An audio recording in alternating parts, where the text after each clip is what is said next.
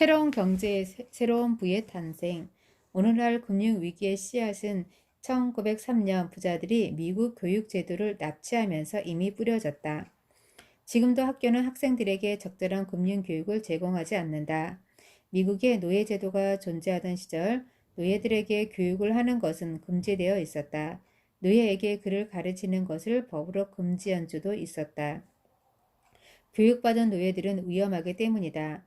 오늘날 아이들에게 금융교육을 하지 않는 것은 부자들의 노예로 만들기 위한 것이다. 바로 임금 노예를 키우는 것이다. 학교를 떠나는 순간 아이들은 대부분 직장을 찾고 돈을 아껴서 집을 사고 뮤추얼 펀드에 골고루 분산하여 장기 투자를 한다. 일자리를 잃은 수백만 명의 사람들은 지금 무엇을 하고 있을까?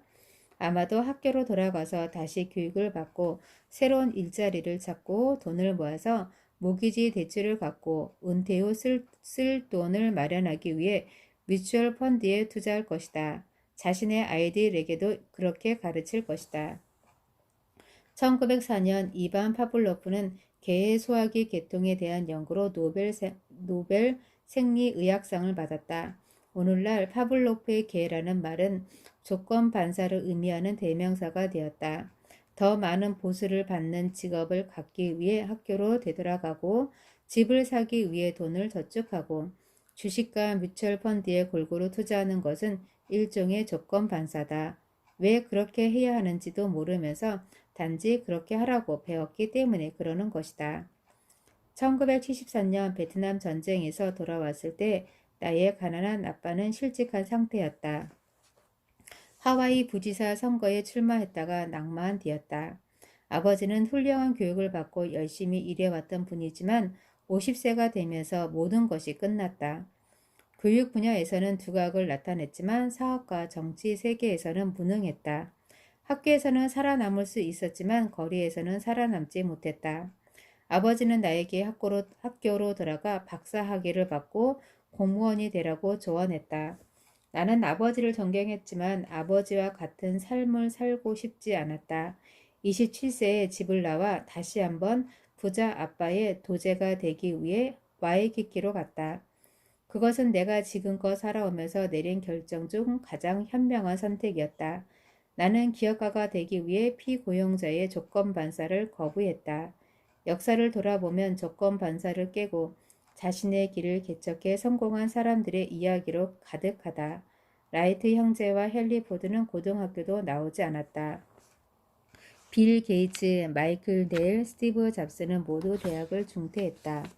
구글의 세르게이 브린도 스탠퍼드에서 박사 학위를 중도에 포기했다. 하버드 대학 기숙사에서 페이스북을 구축하기 시작한 마크 주커버그는 캘리포니아로 여행을 갔다가 다시는 대학으로 돌아가지 않았다. 이 세상을 바꾼 사람들은 모두 학교를 때려치웠다. 더 이상 직업을 찾을 필요가 없었기 때문이다. 그들에게는 아이디어가 있었고 그 아이디어를 실천한 용기가 있었다. 그들은 기업을 세웠고 다른 사람들에게 일자리를 만들어 주었다. 오늘날 기업가 정신은 전 세계로 퍼져나가고 있다. 더 중요한 것은 성공한 기업가들은 우리가 어떤 시대에 살고 있는지 이해한다는 것이다. 보통 사람들은 보지 못하는 변화를 그들은 볼 수 있고 또 그런 변화에 대한 비전을 가지고 있다. 미래는 완전히 달라질 것이다. 1990년 이후 태어난 아이들이 바로 그러한 미래를 바꿀 새로운 세대다. 이들은 어릴 적부터 인터넷을 통해 세상을 배웠다. 1990년 이전에 태어난 사람들과는 전혀 다르다. 그들은 다른 세상에서 태어났고 따라서 다른 미래를 만들어갈 것이다. 미래는 어떤 모습일까? 나도 정확하게는 알 수 없다. 그들이 보는 미래는 내가 보는 미래와 다르다는 것만 알 뿐이다. 내가 확실히 아는 것은 부자와 가난한 사람의 격차는 계속 벌어질 것이라는 사실이다. 기업이 빛의 속도로 세계 어느 곳과도 아이디어를 교환할 수 있고 누구나 저임금 국가에서 물건을 싼 값에 만들어낼 수 있는 세상에서 평생 고소득을 보장하는 직업을 꿈꾸는 것은 어리석기 그지없는 짓이다. 똑같은 일을 낮은 비용으로 할 수 있는 곳을 찾아 일자리는 계속 빠져나간다. 싼 값의 PDA와 컴퓨터로 보장한 젊은 기업가들이 세상을 바꾼다. 현실에 만족하며 호화롭게 살아가는 부자들의 세상을 배고픈 젊은 기업가들이 나와 어지럽히는 모습을 보게 될 것이다. 새로운 기업가들 중 몇몇은 판자촌에서도 나올 것이다.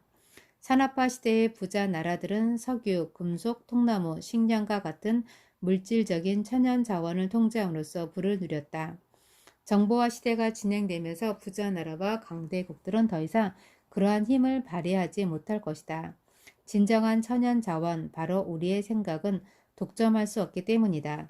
인터넷이라는 보이지 않는 세상에서 세계의 천재들은 해방될 것이고 수백 년 동안 지속되어 온 계급 구분은 무의미해질 것이다. 거대 갑부는 새로 떠오를 것이다. 새로운 경제가 도래하면서 새로운 부가 폭발할 것이다. 새로운 백만장자, 억만장자들이 쏟아져 나올 것이다. 돈은 엄청나게 빠른 속도로 쌓여갈 것이다. 문제는 바로 나 자신이다. 나는 새로운 부자가 될 것인가? 새로운 가난한 사람이 될 것인가? 1950년대 나의 부자 아빠는 새로운 경제의 부흥을 예측하고 그에 따라 움직였다. 그는 경제적 안정보다는 경제적 자유를 선택했다. 하지만 결국에는 이 두 가지를 모두 획득했다. 주식시장은 물론 되살아날 것이다. 하지만 지난 대공황 때 원래의 자리로 되돌아가는데 25년이 걸렸다는 사실을 기억하라. 주식시장이 원래 수준을 회복하기 위해서는 새로운 기업이 나타나 경제를 이끌어야 한다. 새로운 블루칩이 시장을 지배할 것이다. 부동산 시장은 인구가 늘어날 때처럼 호황을 맞이할 것이고 일자리도 다시 생겨날 것이다. 하지만 호화로운 저택의 주인들은 바뀔 것이다. 물론 집 없이 거리를 헤매는 사람들 또한 더욱 늘어날 것이다. 하지만 앞에서도 말했듯이 경제는 다시 살아나는 것이 아니다. 경제는 그저 전진할 뿐이다. 1954년에 태어난 옛 경제는 죽어가고 있다. 이제 새로운 경제가 탄생하고 있다. 이 경제는 1990년대 이후 태어난 아이들이 이끌어갈 것이다. 인터넷을 통해 보이지 않지만 빠르게 움직이는 세상에 적응한 세대다. 도널드 트럼프와 함께 흔들리는 중산층에 대한 책을 쓸 때 도널드는 내게 이런 이야기를 했다. 학교에서는 나보다 훨씬 똑똑한 친구들이 많았지. 하지만 그들보다 내가 더 많은 돈을 벌었어. 그 이유를 한 가지 들자면 나는 기업가가 되었고 그들은 거대 기업에서 일하는 피고용자가 되었다는 거야. 이유를 하나 더 붙이자면 그들은 저무는 산업에 종사하러 들어갔다는 것이고 죽어가는 산업에 들어가서 일을 하고 있지. 그의 이야기를 듣고 내 삶을 돌아보았다. 내가 가난한 아빠의 조언을 따랐다면 나 역시 죽어가는 산업에 고용된 사람이 되었을 것이다. 지금 해양 사관학교를 졸업한 친구들은 예전처럼 일자리를 얻기 힘들다.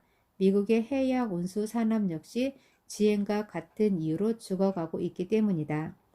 선박회사들은 더 싼 임금으로 우수한 인력을 고용할 수 있는 다른 나라로 빠져나가고 있다. 노동조합은 마지못해 자신들의 임금을 깎고 있는 실정이다. 나도 도널드와 함께 그의 사무실에 앉아 센트럴파크를 여유롭게 내려다보고 있었다. 가난한 아빠의 조언을 따랐다면 그곳에 있지 못했을 것이다. 가난한 아빠의 생각은 지난 대공황에서 깨달은 경험에서 나온 것이었다. 새로운 대공황이 어렴풋이 다가오고 있는 이 시점에서 도널드와 나는 두려움에 떨기보다는 그에 맞서 도전할 준비를 하고 있다. 우리는 이전에도 이미 고된 시간을 헤쳐온 경험이 있다. 그 시간을 헤쳐나올 때마다 우리는 더 영리해지고 더 큰 부자가 되었다. 최악의 경제 시나리오 2009년 4월 이 책을 쓰는 동안 세계 경제는 나아지고 있다. 사람들은 낙관적이 되었고 주식시장은 회복세로 돌아섰다. 금시장과 예금 계좌로 빠져나왔던 현금이 다시 주식시장으로 들어가고 있다. 이것은 약세 시장에서 나타나는 일시적인 반등일 뿐이다. 지금 들어가는 사람들은 패자가 되고 말 것이다. 물론 내 진단이 틀릴 수도 있다. 나는 최악의 상황은 아직 오지 않았다고 생각한다. 다음과 같은 이유에서다. 1. 옛 산업이 죽고 있다. 오래된 기업들이 지급하는 배당금에 의존하여 먹고 사는 사람들이 많다. 경제 위기를 맞아 수익이 떨어지자 기업들은 배당금을 깎고 있다. GE는 68%를, JP 모건은 86%나 배당을 삭감했다. 퇴직 후 GE에서 배당금으로 매달 100만 원씩 받아서 생활하던 사람들이 이제는 32만 원밖에 받지 못한다는 뜻이다. JP 모건에서 배당금을 100만 원씩 받던 사람들은 14만 원을 받는다는 뜻이다. 2. 세금이 오른다. 미국 정부가 수조 달러씩 찍어내고 있기 때문에 이에 대한 대가를 우리 아이들, 후손들이 더 높은 세금으로 치러야 한다. 높은 세금은 일을 하여 재화를 생산하는 사람들을 처벌하는 한편 부정하고 게으르고 무능한 사람들을 보상해주는 효과를 낳는다. 한 예로 백악관은 자산기금에 세금 감면 대상이 되는 상한선을 적용하겠다고 발표했다. 이것은 경제에 상당한 역효과를 초래할 것이다. 2006년 미국에서 20만 달러 이상을 번 사람은 400만 명이다. 전체 미국인 중에서 3%도 채 안 되지만 전체 기부금 중 44%를 기부한다. 자선 기부금에 대한 세금 감면 상한선을 주겠다는 것은 결국 자선 행위를 못하게 가로막는 것이고 더 많은 사람들이 정부의 도움을 받아 생활해야 한다는 뜻이다. 결국 정부는 세금을 올려야만 한다. 부자들에게 더 많은 세금을 부과하기 위한 작업은 계속되고 있다. 하지만 이들이 처벌하는 부자들은 열심히 일하는 부자들, 세금을 내고 일자리를 만들고 기부를 하는 사람들이다. 정치권과 연방준비제도에 영향력을 미치는 진짜 부자들에게는 손 하나 까딱하지도 못하면서 말이다. 3. 미국은 세계에서 가장 큰 채무국이다. 미국의 GDP는 14조 달러다. 하지만 2009년 초 미국 정부가 방출한 구제금융 액수는 7조 달러에 다다른다. 4. 중국이 미국 달러를 기준통화로 사용하지 않을 수 있다. 2009년 3월 중국은 미국 달러를 더 이상 세계의 기준통화로 사용하지 않겠다는 이야기를 꺼내기 시작했다. 미국이 찍어내는 부루마블 돈으로 외국에서 물건을 사올 수 없는 상황이 다가오고 있다는 뜻이다. 5. 빚더미에 올라앉은 미국의 소비자들은 현금을 쓰지 못한다. 노동통계국에 따르면 미국 경제의 70%는 소비 지출 부분에서 일어난다. 거의 모든 나라들이 미국 소비자의 구매력에 의존하여 경제력을 유지하고 있다. 따라서 미국 소비자들이 지갑을 열지 않으면 이는 곧 세계 경제가 침체에 빠진다는 뜻이다. 미국인들은 예금을 많이 하지 않기 때문에 경기 침체가 오래가면 결국 파산하는 이들이 속출할 것이다. 이렇게 미국의 소비자들이 더 이상 돈을 쓸 수 없게 되는 순간 세계 경제는 공황으로 치닫게 된다. 5. 실업률이 치솟는다. 전 세계의 기업들이 인력을 줄이기 위해 노력하고 있다. 인력을 줄이는 가장 손쉽고 빠른 방법은 직원을 해고하는 것이다. 비용을 줄이기 위해서다. 2009년 3월 공식적인 실업률은 8.5%였다. 노동통계국에 따르면 이 한 달 동안 미국에서 대략 69만 4천 개의 일자리가 사라졌다. 하지만 실업통계는 이 기간 동안 일자리를 찾지 않는 실업자들, 정규직을 얻지 못해 파트타임으로 일을 하는 사람들은 포함하지 않는다. 그런 사람들까지 감안하면 실질적인 실업률은 19.1%에 달할 것이라고 세데오스태츠닷컴은 말한다. 하지만 대공황 시기 실업률은 24%까지 치솟았다. 그 수치에 도달하기까지는 좀 더 시간이 걸릴 것이다. 7. 기술은 점점 보이지 않게 바뀌며 가격은 떨어진다. 오늘날 기업은 더 적은 직원으로 더 많은 일을 할 수 있고 이로써 더 많은 수익을 낼 수 있다. 더 많은 실업자가 쏟아져 나올 것이다. 8.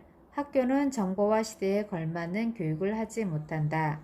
기술과 그 응용은 너무나 빠르게 변하기 때문에 대학들도 졸업생들이 세상에 나가 성공할 수 있도록 역량을 키워주지 못한다. 오늘날 대학 졸업장을 받는 것은 시대에 뒤처졌다는 뜻이다. 9. 근건 절약이 대세다. 지난 30년 동안 사람들은 빚을 지면서도 부자처럼 보이기 위해 애썼다. 최신 핸드백이나 비싼 차를 사는 것이 유행이었다. 하지만 지금은 정반대가 되었다. 사람들은 돈을 아끼고 절약하는 것을 자랑스러워한다. 하지만 이런 소비 형태는 불난집에 기름을 붓는 격일 뿐이다. 오늘날 경제가 성장할 수 있는 유일한 방법은 사람들이 더 많은 빚을 지는 것이다. 돈을 쓰지 않는 것이 좋은 방법일 수 있으나 경제에는 도움이 되지 않는다. 나라 전체가 돈 쓰기를 멈추는 순간 실업자는 쏟아져 나오고 소규모 기업들도 문을 닫고 만다. 지금은 부자가 될 수 있는 기회. 두 친구가 숲속을 걸어가고 있었다. 곰이 갑자기 튀어나와 그들에게 다가왔다. 한 친구가 물었다. 우리가 곰보다 빨리 달릴 수 있을까? 친구는 이렇게 대답했다. 아니, 곰보다 빨리 달릴 필요는 없어. 단지 너보다 빨리 달리기만 하면 돼. 이 유머는 우리가 살아가는 세상의 모습을 잘 보여준다. 많은 기업들이 쓰러지고 있다. 강한 기업은 살아남고 더 강해질 것이다. 하지만 안타깝게도 나와 같은 베이비붐 세대는 대부분 미래를 준비하지 않는다. 그동안 너무 쉽게 살아왔기 때문이다. 하지만 이제는 나이가 들어 건강도 좋지 않을 뿐만 아니라 일을 하지 않고 먹고 살 수 있을 만큼 모아둔 자산도 없다. 의료보장제도조차 파산에 이른 지금 건강보험 하나 들지 않는 사람이 수두룩하다. 우리는 지금 길고도 혹독한 금융 겨울 속으로 진입하고 있다. 물론 좋은 소식도 있다. 겨울이 온다는 것은 그 다음엔 봄이 온다는 뜻이다. 꽃이 피고 새로운 생명이 태어날 것이다. 그렇게 우리는 이 금융위기에서 벗어날 것이다. 하지만 긴 겨울을 나는 동안 수백만 명이 영원히 나락으로 떨어지고 말 것이다. 그들은 결국 정부에 의존하여 생계를 유지해야만 한다. 내가 보기에 정치인들이 경제를 살리기 위해 할 수 있는 일은 거의 없다. 그들이 할 수 있는 일은 오로지 구제금융이라는 이름으로 부자들을 구해주는 것뿐이다. 진짜 문제는 이것이다. 지금의 위기에서 스스로 살아남기 위해서 당신은 무엇을 할 수 있는가? 곰보다 빨리 뛸 필요는 없다. 누군가 구해주기만을 넋 놓고 기다리는 멍청한 사람들만 제치면 된다.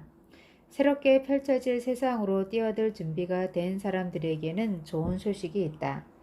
가만히 앉아서 불평만 하는 사람들보다는 빠른 시간 안에 공부하고 배우고 열심히 일하고자 하는 사람들에게 아주 좋은 기회다. 과거를 통해 미래에 성공하는 법을 배워라. 지금은 당신이 부자가 될 수 있는 시기다. 물론 부자가 되고 싶은 생각이 있다면 말이다. 지금까지 이야기한 돈의 새로운 5가지 법칙에 대해서 정리해보자.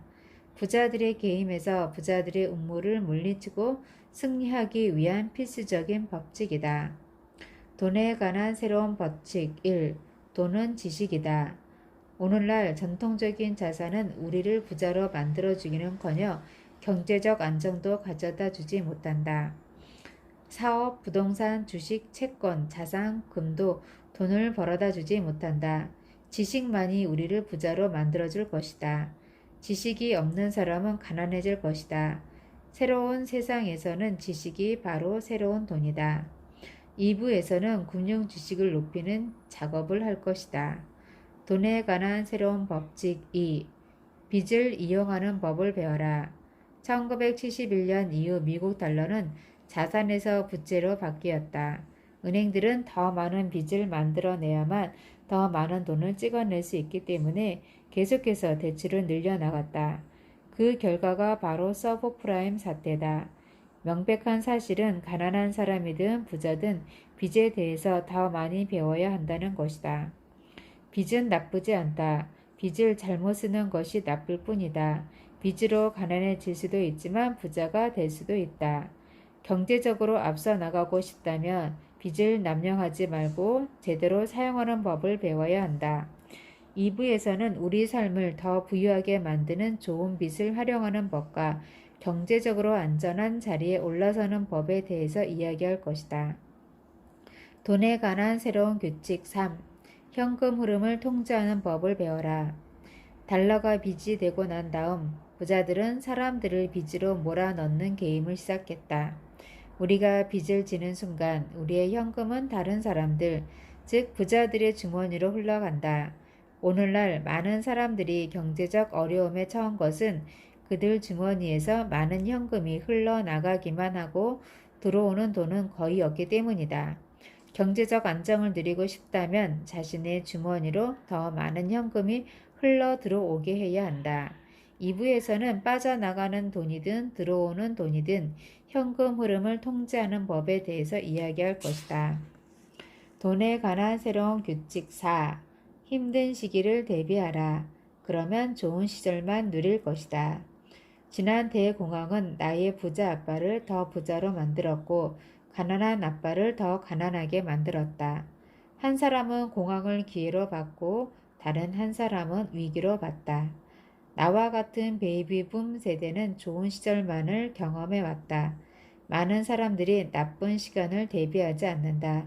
지금의 금융위기에서도 내가 경제적으로 안정을 누리는 것은 지난 20년 동안 힘든 시기를 준비해 왔기 때문이다. 힘든 시기를 준비함으로써 좋은 시절에도 더 큰 안정을 누릴 수 있었다. 2부에서는 힘든 시기에 잘 사는 법과 좋은 시절에 더 잘 사는 법을 설명한다.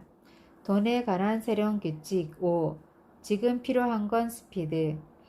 물물 교환에서 디지털 머니로 돈이 진화하면서 세계 금융 시스템이 움직이는 속도가 매우 빨라졌다. 느린 사람은 뒤처질 수밖에 없다. 좋은 위치를 선점한 사람들은 1년 내내 24시간 내내 거래를 한다. 달달이 돈을 버는 것이 아니라 초 단위로 돈을 번다. 독자 코멘트. 나는 자영업을 하고 있다. 그런데 지난 11월 수술을 받는 바람에 석 달 동안 일을 하지 못했다. 그동안 모아두었던 돈으로 겨우 버틸 수 있었다. 이번 경험을 통해 저절로 들어오는 수입이 얼마나 중요한지 깨달았다. 지금은 좋은 투자 기회를 찾아다니며 현금 흐름이 나오는 자산을 사들이느라 바쁘다. 2부를 본격적으로 시작하기에 앞서 스스로 질문해보라. 1. 어떻게 돈을 버는가? 달마다 버는가? 시간마다 버는가? 분마다 버는가? 초마다 버는가? 2. 일주일에 5일, 하루에 8시간 동안 돈을 버는가? 일주일에 7일, 하루에 24시간 동안 돈을 버는가? 3. 일을 하지 않으면 돈이 들어오지 않는가? 4. 다양한 곳에서 돈이 들어오는가? 5. 누군가에게 고용되어 있다면 나를 고용한 사람은 시대를 앞서가는 사람인가 뒤처진 사람인가? 6. 나의 친구와 가족들은 경제적으로 앞서가고 있는가 뒤처져 있는가? 자신만이 이 질문에 정직하게 대답할 수 있다. 자신만이 경제적으로 만족스러운 삶을 살고 있는지 알 수 있다. 자신만이 삶의 일상적인 변화를 만들 수 있다. 변화할 준비가 되어 있다면, 더 밝은 경제적 미래를 위해 준비할 자세가 되어 있다면 앞으로 이야기할 내용은 바로 당신을 위한 것이다.